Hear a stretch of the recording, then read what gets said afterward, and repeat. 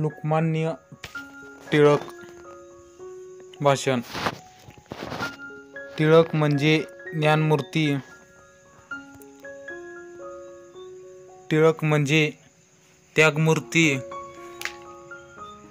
टिळक म्हणजे करारी बाणा, टिळक म्हणजे सिंहगर्जना. सन्माननीय व्यासपीठ, वंदनीय गुरुजन वर्ग आणि माझ्या मित्र मैत्रिणींनो, लोकमान्य टिळक यांचा जन्म 23 जुलै 1856 रोजी चिखली या गावी झाला. हे गाव रत्नागिरी जिल्ह्यात आहे. त्यांच्या वडिलांचे नाव गंगाधर आणि आईचे नाव पार्वतीबाई.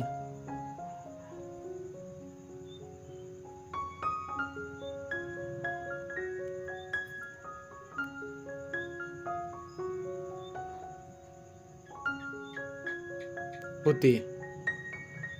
लोकमान्य यांचे नाव केशव होते. हे नाव त्यांना त्यांची कुलदेवता केशव नावाची होती, म्हणून त्यांचे नाव केशव ठेवले होते. लोकमान्य यांचे बालपण अतिशय खडतर होते. त्यांचे वडील चिखलगावचे खोत होते. त्यांना 3 बहिणी होत्या आणि त्यांचे खरे नाव केशव होते. तरीही बाळ या नावानेच त्यांना बोलले जात होते. त्यांचे वडील संस्कृतमध्ये पंडित होते, शिवाय शिक्षक म्हणून काम करत होते. त्यांच्या वडिलांना गणिताविषयी भरपूर आवड होती.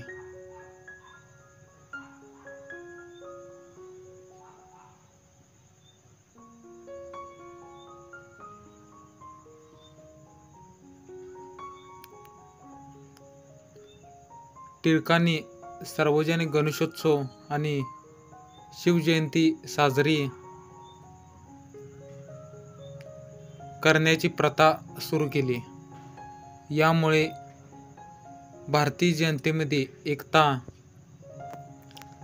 निर्माण झाली आणि सामाजिक व धार्मिक जागृती झाली.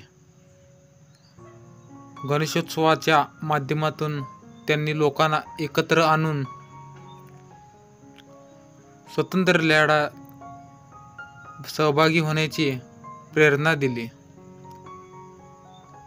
त्यांच्या या चळवळीने भारत स्वातंत्र्य लढ्याला नवी दिशा